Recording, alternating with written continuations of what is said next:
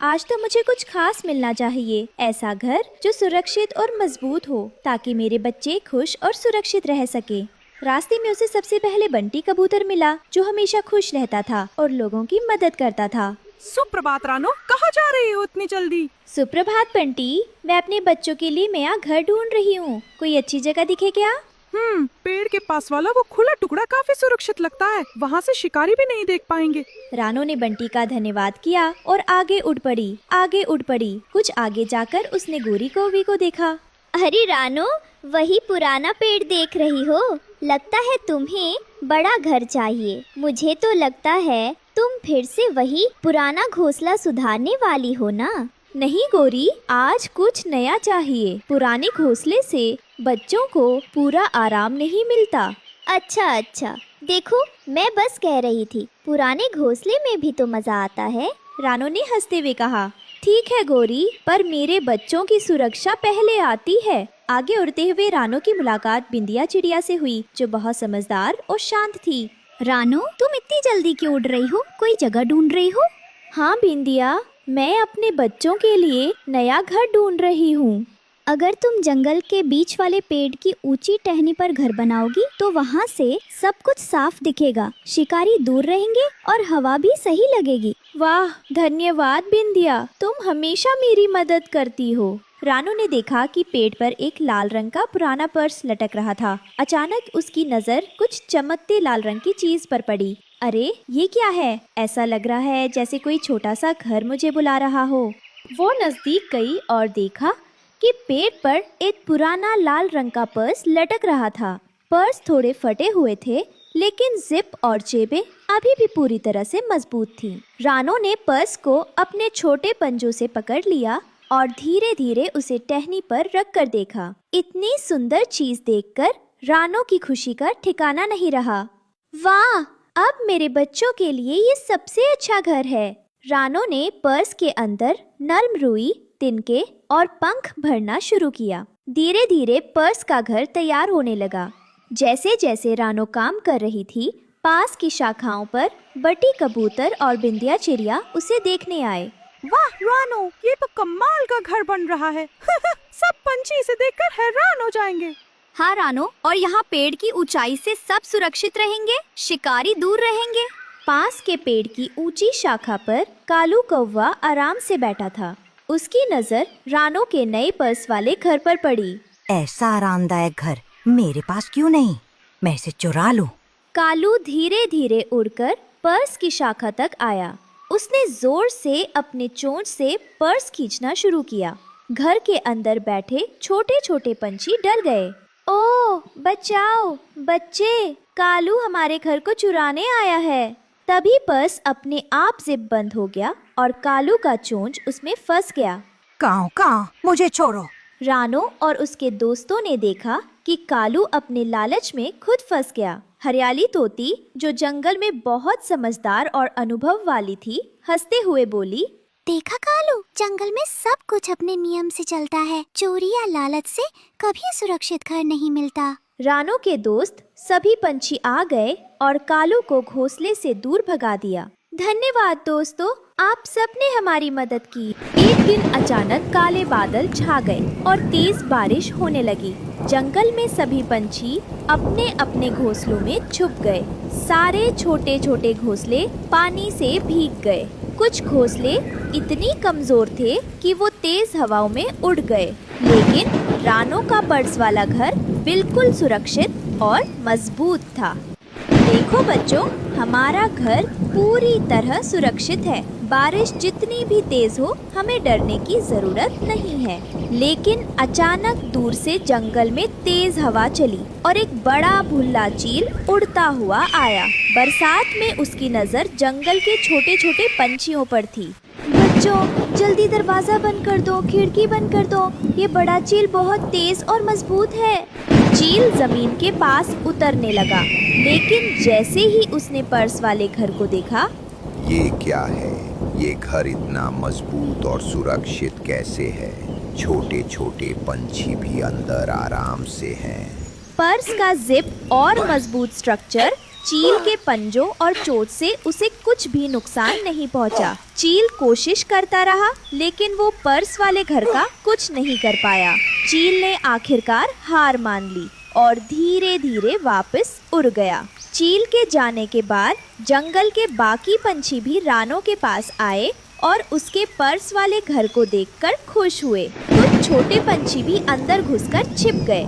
रानो ने मुस्कुराते हुए कहा, अगर हम सब मिलकर चीजें शेयर करें, पुराने सामान और छोटे छोटे पर्स का सही इस्तेमाल करें, तो सब सुरक्षित रह सकते हैं। बारिश की बूंदें घर के ऊपर टपक रही थी, लेकिन अंदर सब गर्म और खुश थे। इस तरह उन्होंने सीखा कि समझदारी, मेहनत और मिलकर काम करने से हर मुश्किल आसान हो सकती है। गुड़िया बेटी, यह तुम्हें क्या हो गया है? तुम्हारा गाल इतना लाल क्यों है? बेटा, क्या तुम्हें किसी ने मारा है? हाँ मम्मा, मुझे गुड्डू अंकल ने मारा है मम्मा, जबकि मेरी कोई गलती नहीं थी। सारी गलती तो उस जग्गू की थी। उसने ही उनके घर में आग लगा दी थी और जिस वजह से उनका बेटा मर गया और उन्होंने मुझे मारा।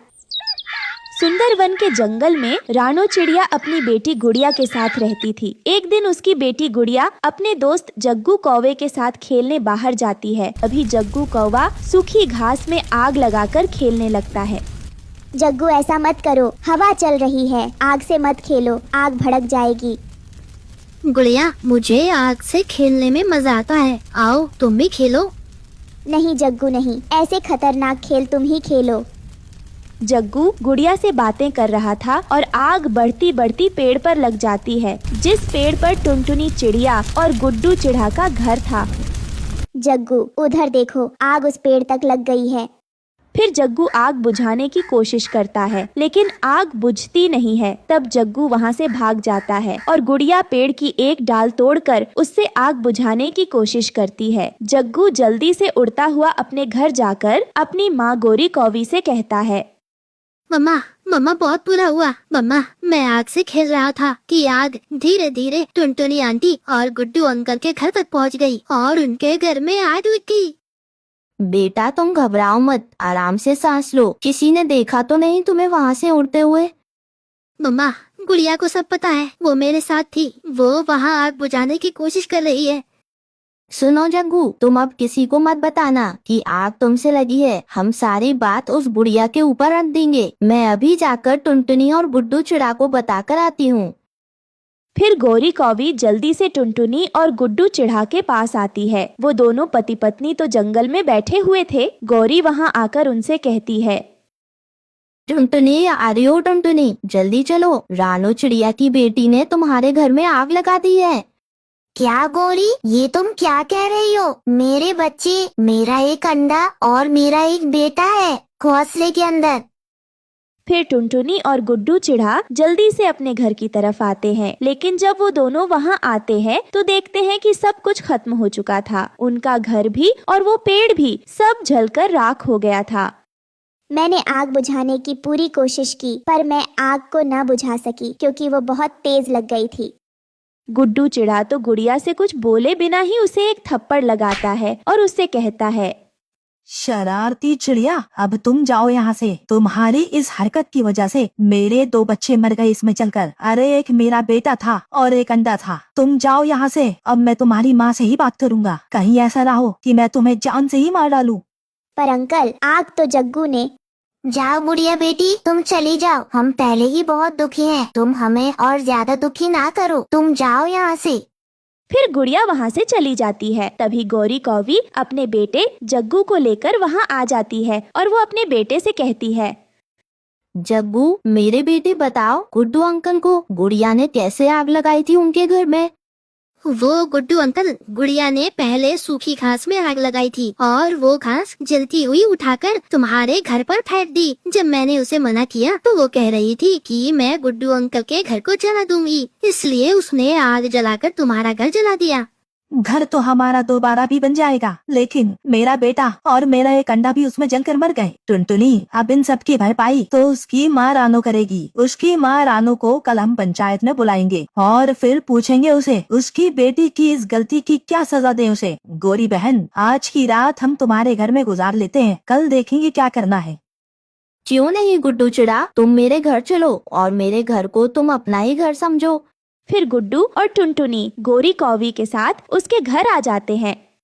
गुड्डू तुम चिंता ना करो, कल हम रानो चिड़िया को बुलाएंगे और उसका घर मैं तुम्हें लेकर दूंगी और हम सब मिलकर उसे इस जंगल से निकाल देंगे।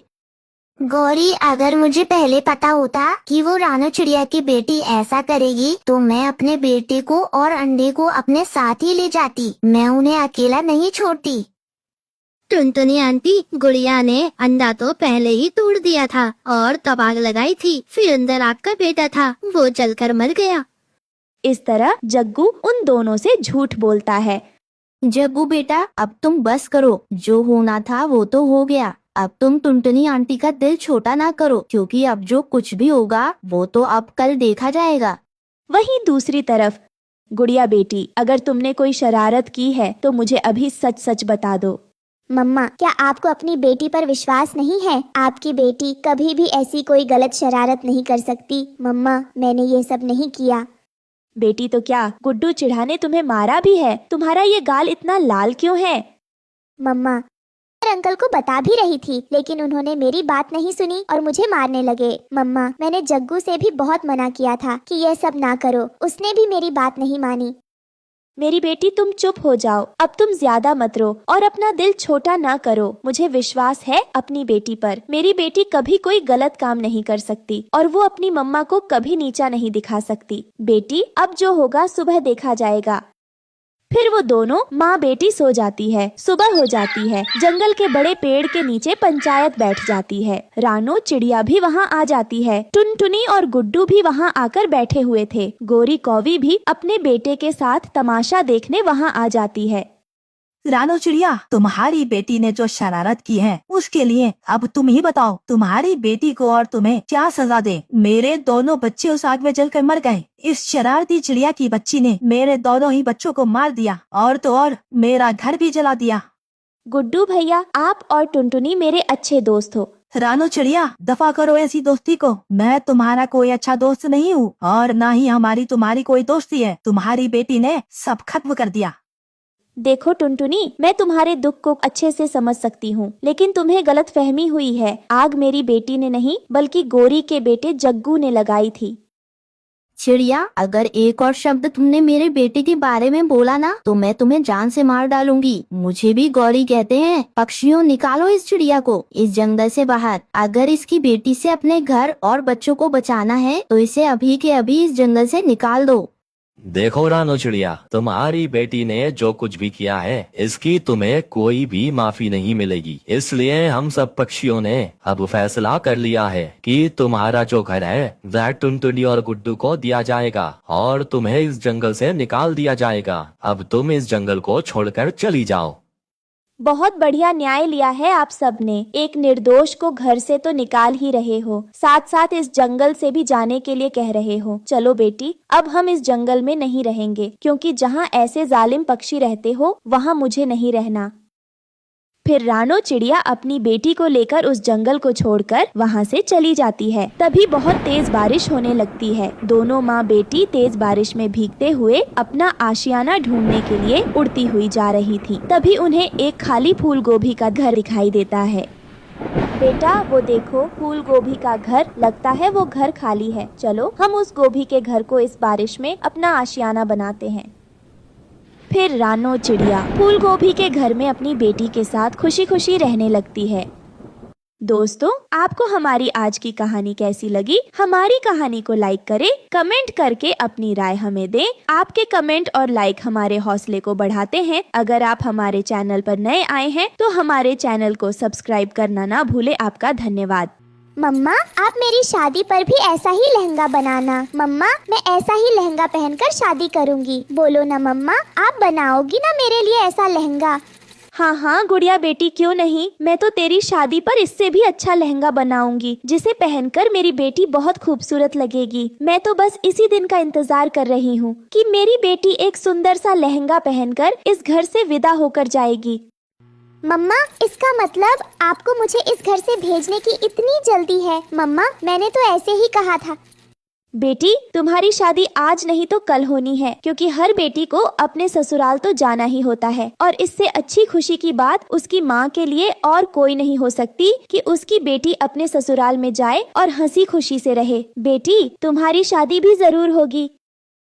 वो दोनों माँ बेटी ऐसे बातें कर रही थी कि तभी वहाँ गोरी कौवी और उसकी सहेली लाडो भी आ जाती है। ये लो, गोरी बेटी भी आ गई। गोरी बेटी, तुम्हारा लहंगा तैयार है, ले जाओ आप अपना लहंगा। अरे वाह, लहंगा तो बड़ा सुंदर बनाया है, लेकिन मैं तुम्हें इस लहंगे के पैसे नहीं दूंगी। ये क्या, तुमने इस कलर पर ये डिजाइन बनाया है? कितना गंदा लग रहा है। आपसे किसने कहा ये सब करने के लिए? अरे जमींदार की बेटी की शादी हो रही है, कोई गरीब पक्षी की नहीं। क्या मैं ऐसा बेकार लहंगा पहनकर शादी करूंगी? बेटी, ये तुम क्या कह रही हो? तुम्हारी माँ ने मुझे ये कलर और डिजाइन बताया था, कहा था सेम ही बनाना, इसलिए मैंने सेम डिजाइन बना दिया। और देखो तो ये तो बहुत सुंदर लग रहा है। फिर तुम्हें क्यों नहीं अच्छा लग रहा? तुम इसे पहनकर राजकुमारी लगोगी। मेरे पास टाइम नहीं है, 2 दिन बाद मेरी शादी है। अब मुझे किसी अच्छी सिलाई सेंटर पर जाकर अच्छे से अपना लहंगा सिलवाना होगा। मैं आपको इसके पैसे नहीं दूंगी। जो मेरी माँ ने 1000 रुपए दिए हैं, बस वही रखना। अब मैं तुम्हें इसके अलावा 1 रुपया भी नहीं दूंगी। गोरी, ये तुम क्या कह रही हो? मेरी माँ ने इतनी मेहनत से इस लहंगे को बनाया है, दिन रात मेहनत की, ताकि तुम्हारे इस लहंगे में कोई कमी नहीं होनी चाहिए, और तुम मेरी माँ को इसके पैसे देने से मना कर रही हो। तुम्हें ऐसा नहीं करना चाहिए। तुम इस लहंगे के मेरी माँ को पूरे पैसे दो। ओए गुड़िया, मुझसे जरा नीची जुबान में बात कर। जमींदार की बेटी हूँ, जमींदार की। ऐसे बात की ना तो तुम दोनों को इस जंगल से बाहर निकलवा दूंगी, और किसी को पता भी नहीं चलेगा। इस लहंगे को मैं अपने साथ लेकर जा रही हूँ, लेकिन यह मेरे किसी काम का नहीं, पर मैं तुम्हें इसके पैसे नहीं दूंगी। बस करो गोरी बेटी, अब मत ज्यादा बोलो। अगर तुम्हें पैसे नहीं देने तो कोई बात नहीं, तुम जाओ यहाँ से, मत दो मुझे पैसे। इसे मेरी तरफ से अपनी शादी का तोहफा समझ लेना, ले जाओ इसे यहाँ से। गोरी कौवी अपनी सहेली के साथ वो लहंगा लेकर वहाँ से चली जाती है। तब रास्ते में गोरी की सहेली लाडो चिड़िया उससे कहती है, गौरी, ये लहंगा तो बहुत सुंदर है, फिर तुमने इस लहंगे के उन्हें पैसे क्यों नहीं दिए? और वैसे भी तुम्हारी माँ ने तो तुम्हें पैसे देकर भेजा था ना, फिर तुमने उसे क्यों नहीं दिए? उन्होंने कितनी मेहनत से बनाया है इस ब्राइडल लहंगे को।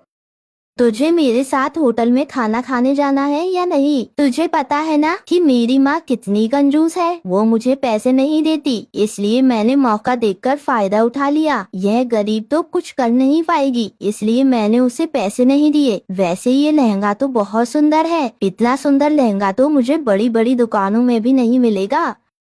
यह कहकर गौरी कौवी अपनी सहेली के साथ वहाँ से जाने लगती है। उसे तो जरा भी एहसास नहीं हो रहा था कि उसने उस गरीब के साथ कितना बड़ा धोखा किया है। उस बेचारी ने कितनी मेहनत की होगी, लेकिन उसने अपनी थोड़ी देर की खुशियों के लिए उसके पैसे नहीं दिए। वहीं दूसरी तरफ गुड़िया अपनी माँ से कहती है, माँ, आपने उस गोरी की बच्ची को यहाँ से ऐसे ही क्यों जाने दिया? गुड़िया बेटी, वो जमींदार की बेटी है। अगर वो अपने बाप से शिकायत कर देती तो उसका पिता हमें यहाँ से निकाल देता। फिर बेटी, हम कहाँ जाते? बेटी, वो अमीर है और हम गरीब, इसलिए हम उनसे लड़ाई नहीं कर सकते। गुड़िया चिड़िया को तो ये सब देखकर बिल्कुल भी अच्छा नहीं लगता कि उसकी माँ ने इतनी मेहनत की, फिर भी उन्हें 1 रुपया भी नहीं मिला। ऐसे ही कुछ दिन बीत जाते हैं और रानो की तबीयत खराब हो जाती है। उसके बाद भी वो एक ब्राइडल लहंगा सिलती है। माँ, आपकी तबीयत ठीक नहीं है, आप फिर भी ब्राइडल लहंगा सिल रही हो। माँ, आप रहने दीजिए, मैं हूँ ना, मैं कर दूंगी। बेटी, काफी दिनों से मेरी तबीयत ठीक नहीं है, इसलिए मुझे तो लगता है मेरे जाने का समय आ गया है। तो मैंने सोचा कि जाने से पहले तुम्हारे लिए एक ब्राइडल लहंगा बना दूं, जिसे तुम अपनी शादी में पहन लेना। मेरे पास एक साड़ी रखी थी और कुछ सामान भी, तो मैंने सोचा बना ही देती हूँ एक ब्राइडल लहंगा तुम्हारे लिए। कम से कम तुम उसे पहन तो लोगी। ऐसे ही कुछ दिन बीत जाते हैं और कड़ी मेहनत के बाद रानो चिड़िया वो ब्राइडल लहंगा बनाकर तैयार कर देती है, जिसे देखकर दोनों बहुत खुश थीं। देख गुड़िया बेटी, अब तेरे लिए यह ब्राइडल लहंगा बनकर तैयार हो गया है। तू इसे पहनकर बिल्कुल राजकुमारी लगेगी। गुड़िया भी अपने ब्राइडल लहंगे को देखकर बहुत खुश थी। फिर एक दिन रानो चिड़िया के घर के बाहर एक सफेद हिरनी आती है और वो रानो को आवाज लगाकर बाहर बुलाती है। चिड़िया, मैं बहुत दिनों से भूखी हूँ। मैंने सब पक्षियों से खाना मांगा पर किसी ने मेरी मदद नहीं की। क्या तुम मेरी मदद कर सकती हो? अगर तुम्हारे पास भोजन है तो मुझे दे दो। तुम्हारा बहुत उपकार होगा मेरे ऊपर। कोई बात नहीं हिरनी, तुम परेशान मत हो, मैं तुम्हें अभी भोजन लाकर देती हूँ। फिर रानो चिड़िया के पास जितना भी भोजन बचा था वो हिरनी को लाकर दे देती है। हिरनी बहन, मुझे माफ करना, मेरे पास तुम्हें देने के लिए ज्यादा भोजन तो नहीं है। जितना भी भोजन घर में पड़ा था वो मैं आपके लिए ले आई। यह सुनकर वो हिरनी बहुत भावुक हो जाती है और रानो चिड़िया से कहती है, चिड़िया, मैं कोई मामूली हिरनी नहीं हूँ, बल्कि मैं जादुई हिरनी हूँ। मैं जंगल में जाकर पक्षियों की मदद करती हूँ, लेकिन मैं पहले उनकी परीक्षा लेती हूँ। जो परीक्षा में पास होता है मैं उसी की मदद करती हूँ। तुम बहुत अच्छी हो। सुनो रानो, तुमने अपनी बेटी के लिए जो ब्राइडल लहंगा बनाया है वो तुम मेरे पास लेकर आओ। ये सुनकर रानो चिड़िया ब्राइडल लहंगा ले आती है। फिर जादुई हिरनी उस ब्राइडल लहंगे में जादुई शक्तियाँ डाल देती है और कहती है, ये देखो रानो, अब ये जादुई ब्राइडल लहंगा हो गया है। मैंने इसमें जादुई शक्तियाँ डाल दी हैं। अब तुम इस ब्राइडल लहंगे से जो मांगोगी वो यह तुम्हें दे देगा और तुम्हारी हर इच्छाओं को पूरा करेगा। अब तुम खुशी खुशी रह सकती हो। हिरनी जी, आपका बहुत बहुत धन्यवाद जो आपने मेरी इतनी मदद की। अब मैं जरूरतमंद पक्षियों की हमेशा मदद करती रहूंगी और खुद भी अच्छे से रहूंगी। फिर वो हिरनी वहाँ से चली जाती है। रानो घर के अंदर आकर अपनी बेटी को सारी बात बताती है और ये सुनकर वो भी बहुत खुश होती है। फिर रानो उस ब्राइडल लहंगे से भोजन मांगती है तो वहाँ भोजन आ जाता है। इस तरह रानो और गुड़िया उस जादुई ब्राइडल लहंगे के साथ खुशी खुशी रहने लगती है। सूरज की पहली किरण जैसे ही पहाड़ियों के पीछे से झांकी, जंगल में चहचहाहट गूंज उठी। हर घर में खुशियाँ थी क्योंकि इस बार सारे पंछियों के घर में अंडे थे। रानो चिड़िया अपने घोंसले में अंडों को प्यार से सहला रही थी। अल्लाह का शुक्र है, मेरे दोनों बच्चे जल्द ही इस खूबसूरत दुनिया को देखेंगे। बस अब दुआ है कि ये सुरक्षित और सलामत रहें। मैं इनका अच्छे से ख्याल रखूंगी, चाहे कुछ भी हो जाए। थोड़ी देर बाद हरियाली तोती तेज तेज उड़ते हुए रानो चिड़िया के पास आई। अरे रानो, तूने सुना? बड़ी खबर है। बंटी कबूतर के घर 3 अंडे हुए हैं और बबली कबूतरी तो मानो खुशी में पागल हो गई है। हर किसी को बुला बुला कर बता रही है। सच? ये तो बहुत अच्छी खबर है। लगता है इस बार जंगल में बस खुशियाँ ही खुशियाँ होंगी। हाँ, और सिर्फ बंटी ही नहीं, मैंने सुना है गोरी कौवी के घर भी अंडे हैं और मिर्ची मैना तो अपने अंडों की देखभाल में इतनी बिजी है कि किसी से मिलने भी नहीं आ रही। अरे, लगता है इस मौसम में हर घर में चहकते बच्चे आने वाले हैं। हाँ हरियाली, ऊपर वाला सबके घर खुशियाँ दे और सबके बच्चे सलामत रहें। हाँ हाँ, पर देख, मैंने सबसे पहले सुना था, मतलब मैं अपडेट की रानी हूँ, समझी? अरे और सुन, हरियाली तोती की आदत थी एक बात से दूसरी पर कूदना और फिर तीसरी पर। दूर पहाड़ियों के पीछे एक अंधेरे गुफा में डाकू पक्षियों का गिरोह रहता था। उनका नेता कालू कौवा और उसका साथी भुल्ला चील था। भुल्ला, सुना है जंगल में सबके घर अंडों से भरे हैं। अंडे मतलब हमारे लिए मुफ्त का खाना। तो फिर कब चलना है बॉस? जल्दी नहीं, पहले प्लान बनाते हैं। जंगल के बीच में एक पुराना बड़ा बरगद का पेड़ था। उसकी ठंडी छांव में सारे पंछी इकट्ठा हुए थे। सबके चेहरों पर थोड़ा डर और थोड़ी चिंता साफ नजर आ रही थी, क्योंकि बात ही ऐसी थी। दोस्तों, हमें अपने अंडों की हिफाजत करनी होगी। पिछली बार डाकू कालू और भुल्ला चील ने जो किया था वो हम भूल नहीं सकते। हाँ, वरना फिर वही होगा। याद है ना कैसे रात में चुपके से आए थे और आधे अंडे चुरा ले गए थे? अरे हाँ हाँ, पिछली बार तो कालू ने मेरे अंडों पर भी नजर डाली थी, पर मैंने क्या किया था सुनो तो। मैं उड़कर सीधे उसके सामने आ गई, ऐसे फड़ाक फड़ाक, और फिर मैंने इतनी जोर से चीखा कि उसके कान सुन हो गए। वो डर के मारे उड़ता उड़ गया। अरे हरियाली, सांस ले लो पहले, तू तो बिना रुके बोलने लगती है जैसे रेडियो हो। अरे मैं क्या करूं, मेरी आदत है। कोई मसला सुनते ही मेरा मुंह अपने आप चालू हो जाता है। मेरा ख्याल है हमें बारी बारी से पहरेदारी करनी चाहिए, दिन और रात दोनों वक्त। इस तरह अगर डाकू आएंगे तो हम सब मिलकर उन्हें रोक लेंगे। ठीक कहा रानो ने। अगर हम सब मिलकर पहरा देंगे तो किसी की हिम्मत नहीं होगी हमारे अंडों को छूने की। रात का अंधेरा धीरे धीरे पूरे जंगल पर छा चुका था। आसमान में चांद बादलों के पीछे छुपा था। इस सन्नाटे में बस झिंगुरों की चूचू की आवाज आ रही थी। ऐसे ही समय में पहाड़ियों के पीछे से भुल्ला चील और कालू कौवा चुपचाप जंगल में घुस आए। चुप रहो कालू, आवाज मत करो। अगर किसी ने सुन लिया तो सारा प्लान मिट्टी में मिल जाएगा। हाँ, मैं ध्यान रख रहा हूँ। बस जल्दी कर, मुझे अंडों की खुशबू आ रही है। दोनों डाकू धीरे धीरे टहनी से टहनी पर छलांग लगाते हुए रानू चिड़िया के घर के पास पहुंच गए। घोंसला पेड़ की ऊंची डाल पर था और अंदर अंडे कपास जैसे नरम घोंसले में रखे थे। ये कैसी आवाज थी? हवा तो इतनी तेज नहीं चल रही।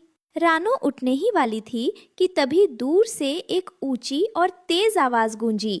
कौन है वहाँ? सामने आओ, हाथ ऊपर करो, हाँफने की कोशिश मत करना। हरियाली तोती की ऊंची आवाज सुनकर सारे पंछी जाग गए। डाकू भाग खड़े हुए।